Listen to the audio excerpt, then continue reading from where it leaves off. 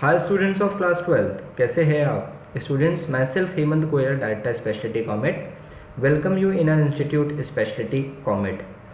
Students, आज हम लोग हमारी इकोनॉमिक्स की बुक इंडियन इकोनॉमिक डेवलपमेंट का चैप्टर नंबर 1 स्टार्ट कर रहे हैं, that is Indian economy on the eve of independence.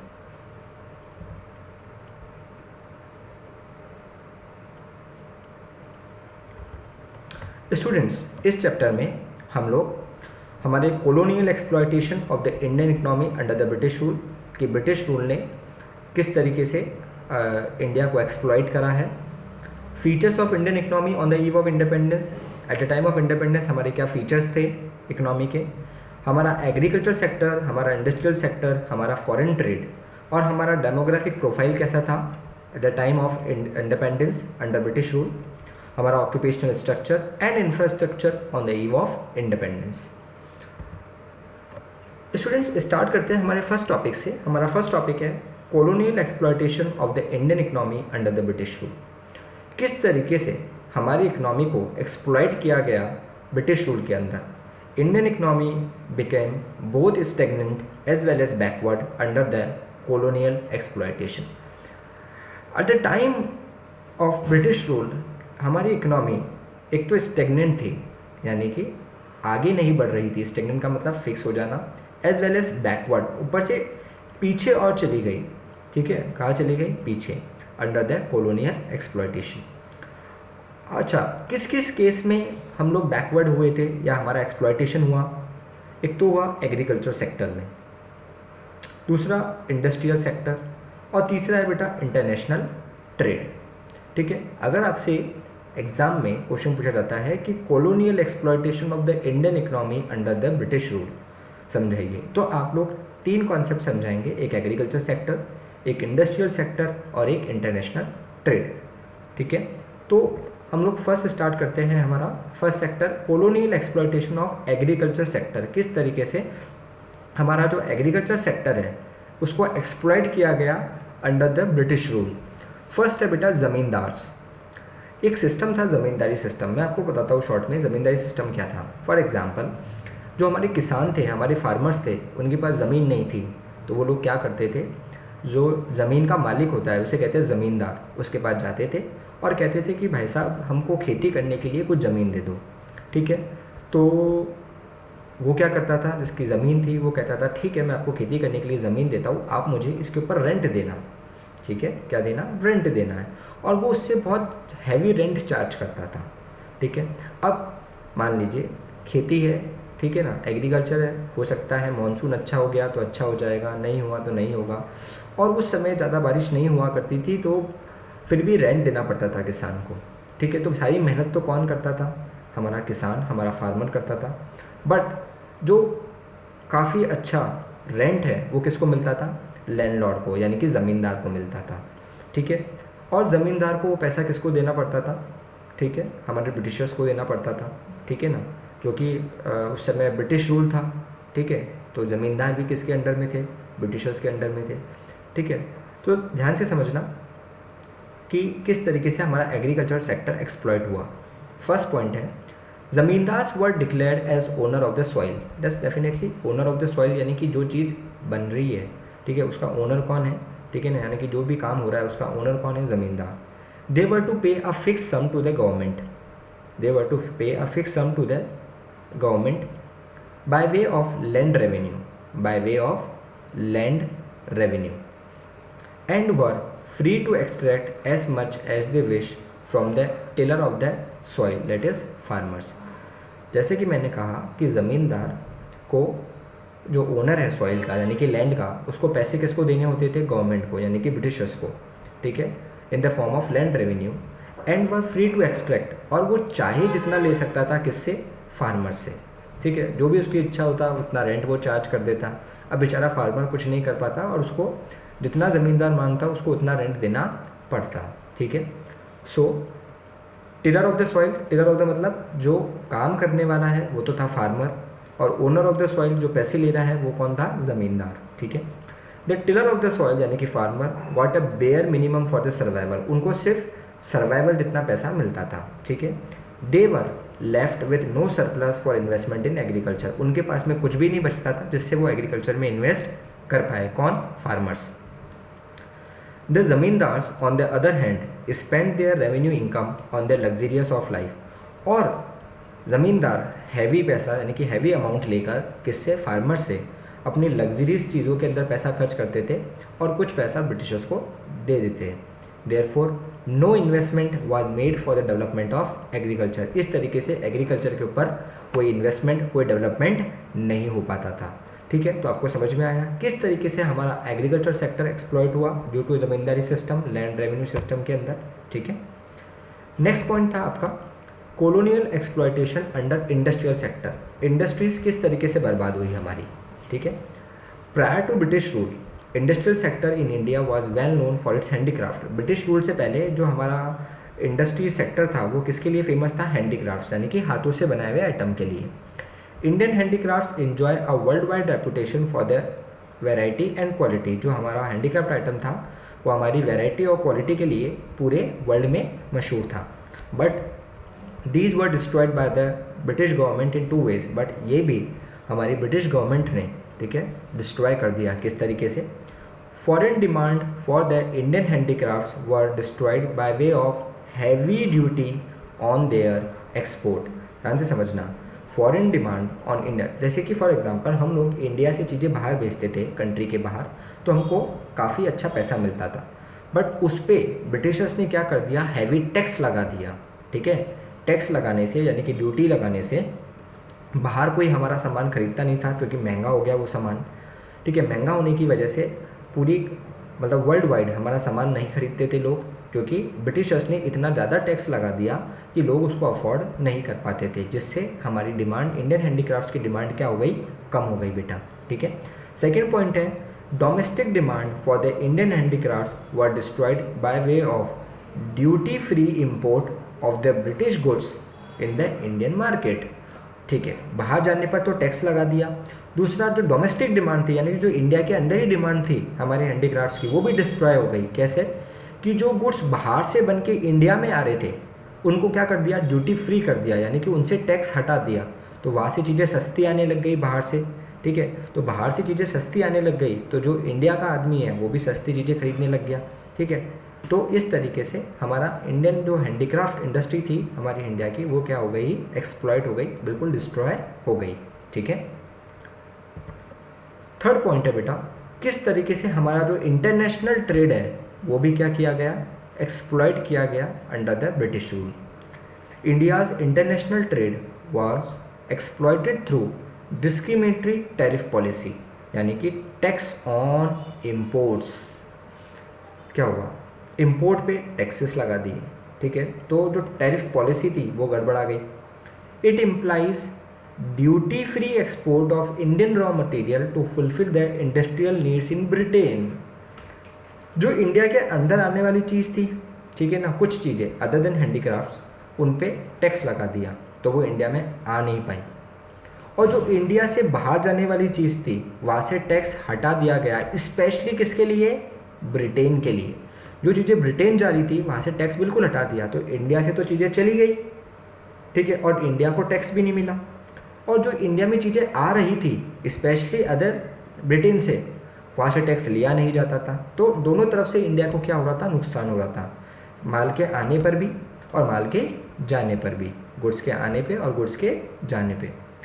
Duty free import of British goods, मैंने कहा ना ब्रिटिश के यहाँ से, यानी कि ब्रिटिशर्स के यहाँ से जो गुड्स आ रहे थे वहाँ से कोई ड्यूटी नहीं ली जा रही थी by the Indians to expand demand for the British goods in the Indian market. और इस तरीके से इंडियन मार्केट में ब्रिटिशर्स, जो ब्रिटिश गुड्स थे उनकी डिमांड बढ़ गई। और इंडियन गुड्स की डिमांड क्यों कम हो गई? क्योंकि उस पर टैक्स ज़्यादा लगा दिया।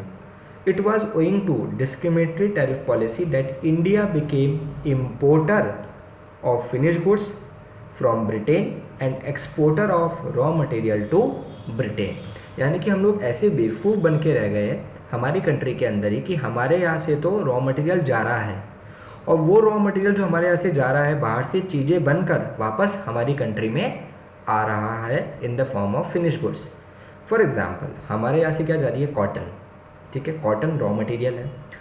कॉटन की शेड्स रेडीमेड बनकर ब्रिटिश से वापस हमारी कंट्री में आ रही है। हम लोग चाहे तो उस कॉटन से यहाँ पर ही शेड्स बना सकते थे इंडिया में, बट ऐसा नहीं हुआ। यहाँ से तो फॉर एग्जाम्पल यहाँ से 10 रुपये में रॉ मटेरियल गया और वहाँ से 100 रुपये की शेड बनकर इंडिया में आई, तो हमको देने कितने पड़े? 100 रुपये, और हमको मिले कितने? 10 रुपये। तो हमको 90 रुपये का क्या हो गया? नुकसान हो गया इन the form of international trade. तो इस तीनों तरीके से इंडिया को एक्सप्लॉइट किया गया under the colonial rule by the Britishers. ठीक है, समझ में आ गया बेटा तीनों पॉइंट? गुड। नेक्स्ट है, what are the features of Indian economy on the eve of independence. क्या क्या फीचर्स थे हमारे इंडिपेंडेंस के टाइम पे हमारी इकोनॉमी के? एक तो हमारी इकोनॉमी थी वो स्टेगनेंट थी, यानी कि फिक्स थी, बैकवर्ड थी, पीछे चली गई। Agriculture backwardness, industrial backwardness, poverty बहुत ज़्यादा बढ़ गई थी, infrastructure poor, heavy dependence on import, हम लोग इम्पोर्ट के ऊपर डिपेंड होके रह गए थे। लिमिटेड अर्बनाइजेशन, गांव बढ़े जा रहे थे, शहर नहीं बढ़ रहे थे, यानी कि जो गांव है हमारे शहरों में कन्वर्ट नहीं हो रहे थे। सेमी फ्यूडल इकोनॉमी, ठीक है, हमारी इकोनॉमी काफ़ी ज़्यादा ख़राब हो रही थी। ठीक है, एंड कॉलोनियल इकोनॉमी, यानी कि ब्रिटिशर्स की इकोनॉमी ब्रिटिश की कॉलोनी बन के रह गई थी। ठीक है, तो ये सारे पॉइंट्स थे हमारे eight the time of independence हमारी इकोनॉमी के। ठीक है, हम इसको डिस्कस करते हैं वन बाय वन। फर्स्ट है हमारा stagnant economy. A stagnant economy is the one which shows, बेटा सबके आपको नोट्स मिल जाएंगे, आपको कोई भी चीज़ नोट करने की रिक्वायरमेंट नहीं है। A stagnant economy is the one which shows little or no growth in the income, no growth in income. Between 1816 to 1925, growth rate of per capita income was as low as 0.5% per annum, and between 1925 and 1950 it was 0.1% per annum. Indian population lived in poverty. Standard of living of the people remained miserably low. बेटा समझना क्या हुआ, पहले तो एक तो हमारी growth नहीं हो रही थी, ग्रोथ भी हो रही थी तो कितनी हो रही थी? सिर्फ 0.5%। और फिर ब्रिटिशर्स के आने के बाद में 1925 से 1950 के बीच में हमारी ग्रोथ सिर्फ 0.5 से कम होकर कितनी रह गई? 0.1% रह गई। ठीक है, तो हमारी इकोनॉमी क्या हो गई? बैकवर्ड हो गई, एक तरीके से स्टैग्नेंट। ठीक है, नाउ व्हाई वी से कि हमारी इकोनॉमी बैकवर्ड थी? Because backward economy is the one in which per capita income, what is per capita income? एक आदमी की इनकम। ठीक है, per capita income is very low. Per capita income is very low. In 1947 to 48, per capita income in India was just rupees 230. समझना, एक आदमी की income पूरे साल की सिर्फ 230 रुपये, पूरे साल की इनकम 230 रुपये थी। देखिए, ठीक है, ये हालत थी हमारी कंट्री की। अनएम्प्लॉयमेंट वाज रैम्पेंट, अनएम्प्लॉयमेंट सबसे ज़्यादा था। ठीक है ना, एग्रीकल्चर बैकवर्डनेस, ये हमारा फीचर था इंडियन इकोनॉमी का at the time of independence. क्यों? Because nearly 72% of the country's working population is engage in agriculture. जब हमारा देश ब्रिटिशर्स के अंडर में था, ठीक है, जब आज़ाद हुआ था उस समय 72% लोग किस में काम करते थे? एग्रीकल्चर में काम करते थे। But its contribution to GDP was only 50%, यानी कि 72% लोग कंट्री के एग्रीकल्चर में काम कर रहे हैं और GDP में सिर्फ उसका कितना कॉन्ट्रीब्यूशन है? 50%। यानी कि अगर जितने लोग काम कर रहे हैं कम से कम उतना तो कंट्रीब्यूशन होना ही चाहिए। ठीक है, और जहाँ पे हमारी इकोनॉमी सबसे ज़्यादा काम कर रही है वहाँ पे तो GDP में कंट्रीब्यूशन उससे ज़्यादा होना चाहिए, बट ज़्यादा नहीं, उसके बराबर नहीं, उससे कम GDP में कंट्रीब्यूशन हो रहा था। यानी कि 72% पॉपुलेशन जहाँ पे काम कर रही है वहाँ पे हमारा GDP में कंट्रीब्यूशन इकोनॉमी में कितना था एग्रीकल्चर का? ओनली 50%। ठीक है, production was extremely low, production बिल्कुल भी नहीं था और बहुत कम था। ठीक है, 10 per hectare output of wheat was only 660 kilograms. Per hectare output of wheat was only 660 kilograms. यानी कि 660 किलो हम लोग वीट ग्रो कर रहे थे। पर हेक्टर का मतलब आई थिंक 10,000 गज, 10,000 स्क्वायर यार्ड होता है। यानी कि इतने बड़े एरिया में 10,000 स्क्वायर यार्ड एरिया के अंदर हम लोग सिर्फ 660 किलोग्राम, यानी कि पर हेक्टर। ठीक है, आई थिंक बेटा मैं श्योर नहीं हूँ, पर हाँ पर हेक्टर में अराउंड 10,000 स्क्वायर यार्ड होता है।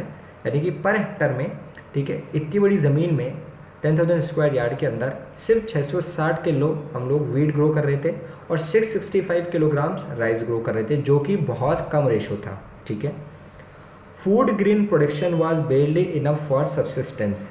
ठीक है, सब्सिस्टेंस है बेटा, SIS, यानी कि जो फूड ग्रेन का जो प्रोडक्शन था वो सिर्फ इतना था कि लोगों का काम चल जाए। ठीक है, लोगों का काम चल जाए। Food grain production was barely enough for subsistence. In 1947-48 it was recorded to be just 527 lakh tons, यानी कि फूड ग्रेन का जो प्रोडक्शन हुआ था वो सिर्फ 527 लाख टन्स प्रोडक्शन हुआ था हमारी कंट्री में। ठीक है, समझ में आया बेटा? तो this is first feature, this is stagnant economy, backward economy second feature, agriculture backwardness हमारा third feature. Now fourth industrial backwardness, fifth rampant poverty, sixth poor infrastructure, seventh heavy dependence on import और at limited urbanization. अब industrial backwardness, हमारी country at the time of independence industry में भी backward थी, economy में। किस तरीके से? There was a lack of basic and heavy industry. हमारे कंट्री में हैवी इंडस्ट्रीज यानी कि बल्क बड़ी इंडस्ट्रीज नहीं थी। Production of machine was almost negligible, यानी कि हमारी कंट्री में मशीन्स बनती ही नहीं थी एक तरीके से। ठीक है, बहुत ही कम मशीन्स बनती थी, बहुत ही कम, negligible. Small scale and cottage industries was almost bust, यानी कि बस्ट का मतलब ख़त्म हो गई थी। स्मॉल स्केल इंडस्ट्रीज और कॉटेज इंडस्ट्रीज़ को ब्रिटिशर्स ने बिल्कुल बर्बाद करके रख दिया था। And for bulk of its capital goods requirement the Indian industry was dependent upon imports from Britain. और हमको कोई मशीन चाहिए तो हमको किसके ऊपर डिपेंड होना पड़ता था? ब्रिटेन के ऊपर डिपेंड होना पड़ता था। ठीक है, रैम्पेंट पुअर्टी काफ़ी ज़्यादा थी। Bulk of the population was very poor, people were not getting 2 square meals, यानी कि 2 वक्त का खाना भी उनको नसीब नहीं हो पाता था लोगों को। दे लैक्ड शेल्टर, उनके पास रहने के लिए घर नहीं था, पहनने के लिए कपड़े नहीं थे। ठीक है, तो हमारी इंडिया में गरीबी eight the time of independence बहुत ज़्यादा थी। ठीक है, पुअर इंफ्रास्ट्रक्चर क्या मतलब है? इंफ्रास्ट्रक्चर का roads, railway, bridges, communication system काफ़ी ज़्यादा ख़राब था। Infrastructure development was extremely low. In 1948 power generation capacity was mainly 2100 megawatt, यानी कि जो इलेक्ट्रिसिटी जनरेशन कैपेसिटी थी वो सिर्फ कितनी थी? 2100 megawatt. Length of the railway line सिर्फ कितने किलोमीटर्स में थी? 53,596 किलोमीटर में ही रेलवे लाइन बिछी हुई थी बस। पक्का रोड्स, यानी कि जो अच्छे डाबर जो रोड्स थे, head coverage only 155,000 kilometres only, यानी कि पूरी इंडिया में सिर्फ 155,000 किलोमीटर रोड्स ही बन के तैयार उस समय हुए थे। यानी कि हमारा जो इंफ्रास्ट्रक्चर था वो भी काफ़ी ख़राब था, ना रोड्स थी, ना रेलवे लाइंस थी, ना इलेक्ट्रिसिटी थी हमारे पास में। ठीक है, according to our country. Heavy dependence on import, हम लोग किसके ऊपर डिपेंड थे? इम्पोर्ट के ऊपर डिपेंडेंट थे। और इम्पोर्ट के ऊपर डिपेंडेंट थे तो हमारी करेंसी क्या होती जाएगी? कम होती जाएगी उनकी करेंसी के सामने। ठीक है, ये हम लोग 12th क्लास में पढ़ेंगे topic. The country had to depend on imports for machine, हम लोगों को मशीन खरीदने के लिए दूसरी कंट्री के ऊपर डिपेंड होना पड़ता था। And other equipments of production. Armed forces, यहाँ तक कि हमारी देश की सेनाओं को, ठीक है, उनके इक्विपमेंट्स को लेने के लिए भी हम लोगों को इंपोर्ट करने की रिक्वायरमेंट थी। ठीक है, armed forces for the country and development heavily and dependent heavily on the foreign imports for most of the defence equipment. और डिफेंस इक्विपमेंट यानी कि हमारे देश को बचाने के लिए जो हमको हथियार चाहिए उसके लिए भी हम लोगों को दूसरी कंट्री के ऊपर डिपेंड होना पड़ता था। ठीक है, लिमिटेड अर्बनाइजेशन, ठीक है, मतलब शहर थे ही नहीं, सारे के सारे गांव थे उस समय। ठीक है, कुछ ही थे। At the time of independence the population of India lived in villages. Only 14% of the population lived in urban area, यानी कि टोटल पॉपुलेशन में से सिर्फ 14% पॉपुलेशन ऐसी थी जो अर्बन एरिया में रहती थी, क्योंकि अर्बन एरिया थे ही नहीं। While 86% lived in rural areas. Rural population lacked opportunities outside agriculture. ठीक है, क्योंकि उनके पास में एग्रीकल्चर के अलावा कोई काम था नहीं, तो इसलिए वो शहरों में जाते नहीं थे, और जो भी एग्रीकल्चर का काम था वो गाँव में ही होता था। ठीक है, फिर है बेटा 9th point semi feudal economy and 10th colonial economy. ठीक है, Indian economy was neither a feudal, feudal मतलब अच्छी, नॉर अ कैपिटलिस्ट इकोनॉमी, मतलब पुअर इकोनॉमी भी नहीं थी और ना ही कैपिटलिस्ट इकोनॉमी थी, इट वॉज मिक्स इकोनॉमी। हमारी इकोनॉमी क्या थी? मिक्स इकोनॉमी और a semi feudal economy. Feudalistic mode of production leads to low productivity, low productivity leads to backwardness. Feudalistic mode का क्या मतलब है कि हमारे पास में अच्छे इक्विपमेंट्स नहीं थे काम करने के लिए, ठीक है, जिससे हम लोग ज़्यादा प्रोडक्शन नहीं कर पाते थे, ठीक है। तो हम लोग हमेशा सेमी फ्यूडल, ना तो बेकार और ना ही अच्छे, ठीक है, ना तो हम लोग कैपिटलिस्ट इकोनॉमी थी यानी कि हमारे पास अच्छी मशीन्स नहीं थी, ना ही हमारे पास में इतनी बेकार मशीन्स थी, ठीक है। और जो इंसान बीच में रहता है उसकी हालत सबसे ज़्यादा ख़राब रहती है, ठीक है। उसको वो हमेशा कैपिटलिस्ट इकोनॉमी की तरफ ही मूव करना चाहता है, तो उसको उसके ऊपर डिपेंडेंट होना ही पड़ेगा बेटा, ठीक है। So Indian economy was neither a wholly feudal nor a capitalist economy, it was a mix economy और a semi feudal economy. Feudalistic mode of production leads to low productivity and low productivity leads to backwardness. Clear? Now, what is colonial economy? यानी कि British economy. Indian economy was a colony of the British government. It implied exploitation of Indian economy for the benefit of British economy. जब हम लोग आज़ाद हुए थे उस समय Britishers almost हमको लूट लिया था ब्रिटिशर्स ने, ठीक है ना, हमसे सब चीज़ें ले ली थी उन लोगों ने, ठीक है। तो हम लोग सिर्फ एक कॉलोनी बन के रह गए थे ब्रिटिशर्स की।